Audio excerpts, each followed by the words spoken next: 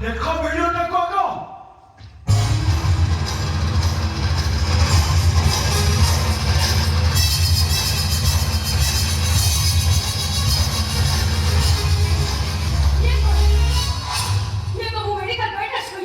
ତା ପାଖରେ ଦେଖ, ତା ପାଖରେ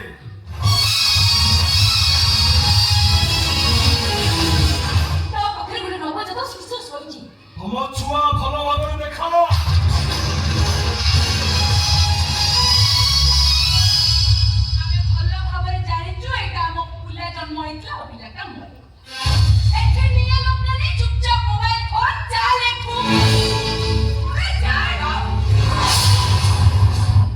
ମରିଗଲା ବଡ଼ ଶସ୍ତାରେ କହିଦେଲୁ, ଠକିନା କହିଦେଲୁ, ମରିଗଲା ତ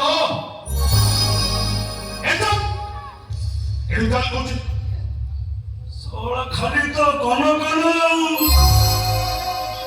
ସେଟା ଏମିତି ସେମିତି ମରିନି ବା, ଇଏ ତାକୁ ଇଞ୍ଜେକ୍ସନ ଦେଇ ମାରି ଦେଇଛି। ଆରେ ଡକ୍ଟର ବାବୁ କହିଲ, ତମେ ସେ ଛୁଆକୁ ଇଞ୍ଜେକ୍ସନ ଦେଇଛ କି ନାହିଁ? ହଁ ଦେଇଥିଲି। ଆରେ ପିଲାଟାର କଣ୍ଡିସନ ଏତେ ଖରାପ ଥିଲା ଯେ ଇଞ୍ଜେକ୍ସନ ଦେବା ପାଇଁ ମୁଁ ବାଧ୍ୟ ହେଲି। ଭିଡିଓଟାକୁ ଟିକେ ଜୁମ୍ କରି ଦେଖ। ଇଞ୍ଜେକ୍ସନ ତମର ଦେଖାଯାଇଛି, ଦେଖ।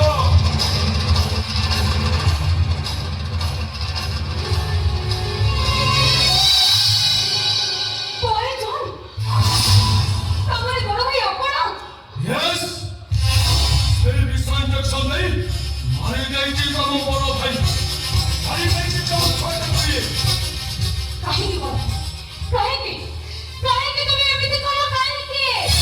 ଆରେ ମା, ବାହାସାରା ହେଇନାହାନ୍ତି ତ, ପିଲା ଛୁଆ କେହି ନାହାନ୍ତି, ଏ ରୋଜଗାର ପୁରା ପୁରା ଟଙ୍କା ରଖୁଛନ୍ତି। କାଳେ ତମମାନେ ସବୁ ଖାଇଯିବ, ପଛେ ଖଇତା ମରୁ 70 ରାଣ୍ଡ।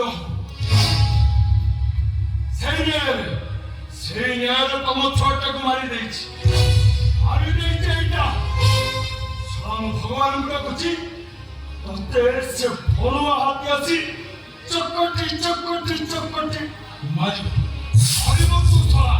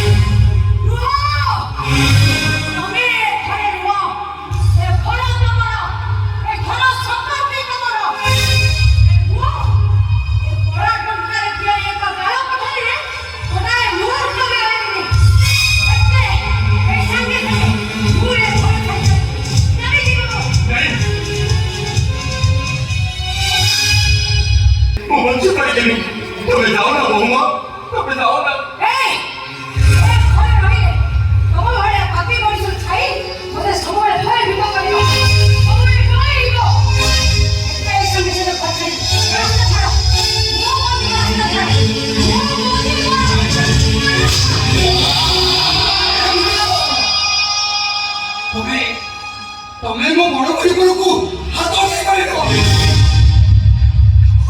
ତମର ଏତେ ସାହସ you?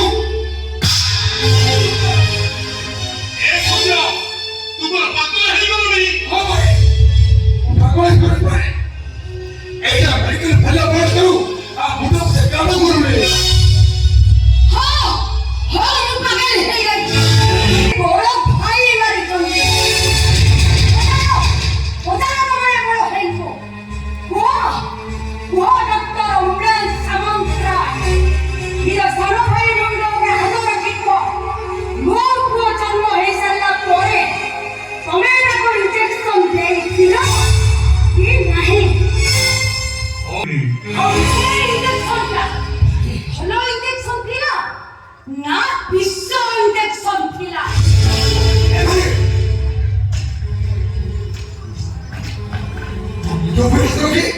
ତମେ ନିୟମ କରୁଥିବ ଭାଇ। ତମେ ଦେଇଥିବା ସେ ଇଞ୍ଜେକ୍ସନଟା ବିଷ ଇଞ୍ଜେକ୍ସନ।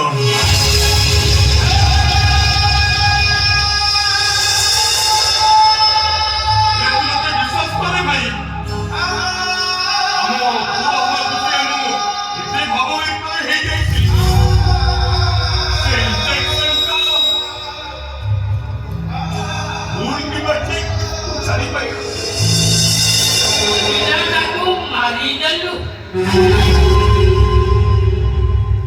ଆରେ ତୁ ଏତେ ବଡ଼ ସବିତାନ। ଆରେ ଆମେ ଭାବିଥିଲୁ ତୁ ତ ରାମଚନ୍ଦ୍ର, ହେଲେ ତୁ ତ ରାବଣ। ଆରେ ଯୋଉ ଭାଇ ତୋତେ ବାପା ଭଳି ଭକ୍ତି କରୁଥିଲା, ଆଉ ଯୋଉ ବହୁତା ଦେବତା ଭଳି ପୂଜା କରୁଥିଲା, ଶେଷରେ ତାଙ୍କ ସଂସାରଟାକୁ ତୁ ଉଚ୍ଛନ୍ନ କରିଦେଲୁ। ଉଚ୍ଛନ୍ନ କରିଦେଲୁ। ଅତିପୁରୁଷ କହୁଛ, ବେଇମାନ କହୁଛ, ନମସ୍କାର କହୁଛ। କୁହ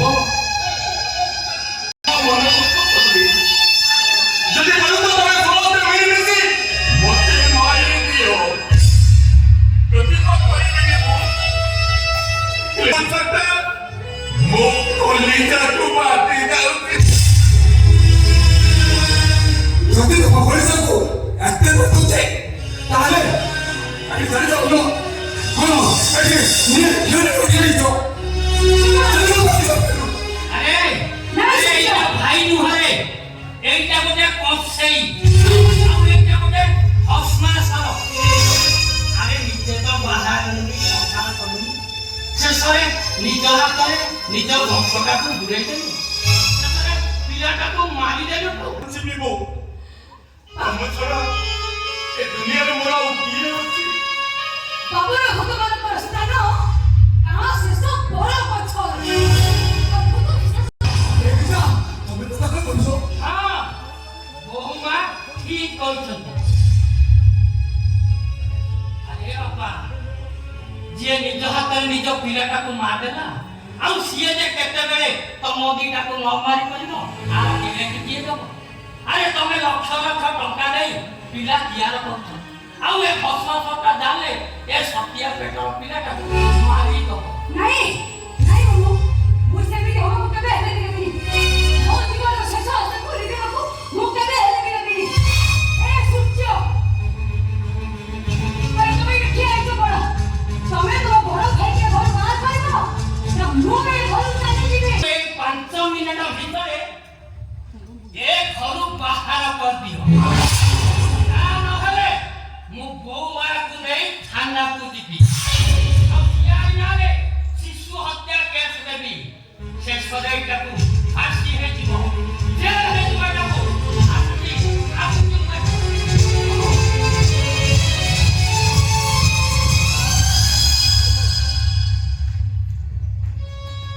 ଏ ସୂର୍ଯ୍ୟ ତୁ କଣ ଭାବୁଛୁ ପିଲାଟାକୁ ମୁଁ ମାରି ଦେଇଛି ବୋଲି? ନାଇଁ ମୁଁ କହୁନି, ସମସ୍ତେ କହୁଛନ୍ତି। ତା ମାନେ ତୁ ବି କହୁଛୁ ନା? ନାଇଁ ମତେ ଲାଗୁଛି ସମସ୍ତେ ମିଛ କହୁଛନ୍ତି। ତାହେଲେ ମାରୁନୁ ମତେ।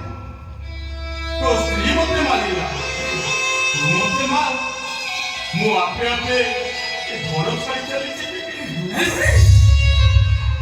ତମେ କି କଥା କହୁଛ ଭାଇ? ମୁଁ ତମକୁ ମାରିବି? ମୁଁ ମୋ ବଡ଼ ଭାଇଙ୍କୁ ମାରିବି? ନାଇଁ ଭାଇ, ମୁଁ ପାରିବିନି ଭାଇ, ମୁଁ ପାରିବିନି। ତୁ ନିଶ୍ଚୟ ମାରିବୁ, କାହିଁକି ନା ମୁଁ ପରା ତୋ ପୁଅକୁ ମାରି ଦେଇ। ଭାଇ, ବିଦେଶ ଯାଉ, ବିଦେଶ ଦରକାର ନାହିଁ। ଆମ ସାଙ୍ଗରେ ଆସୁ, ମୋ ଗମ ଦରକାର ନାହିଁ। କିନ୍ତୁ ମୁଁ ମୋ ବଡ଼ ଭାଇକୁ କେବେ ବି ମାରିପାରିବିନି। ଆରେ ସୂର୍ଯ୍ୟ, ମୁଁ ତତେ କଣ ଏହା ଶିଖେଇଥିଲି? ଆରେ ମାନ ମତେ, ମୋ ସୁନା ଭାଇଟା ପୁରା ତୁ ମାରିଲେ ମୁଁ ଆପେ ଆପେ ବଳେ ବଳେ ଘର ଛାଡ଼ି ଚାଲି ଯିବି। ଭାଇ ଭାଇ, ମୁଁ ତାକୁ ମାରିପାରିବିନି। ମତେ କାହିଁକି ବି ସବୁ ପସନ୍ଦ କରୁଛ? କହୁଛ ମୋର କି ପାପ କରିଥିଲି କେଜାଣି? ମୁଁ ଆଜି ଯାଇ ଭାବୁଛି ମୁଁ ମାରିପାରିବିନି ଭାଇ। ମୁଁ ତମକୁ କେବେ ବି ମାରିପାରିବିନି। ଆରେ ସୂର୍ଯ୍ୟ, ଭାଇ, ତୁ ଯଦି ମତେ ନ ମାରିବୁ ତାହେଲେ ମୁଁ ଘର ଛାଡ଼ି ଚାଲି ଯାଇପାରିବିନି ଭାଇ। ମୁଁ ତତେ ପିଠି ଦେଖେଇ ଦଉଛି। ଆରେ ମାର ମତେ ଭାଇ।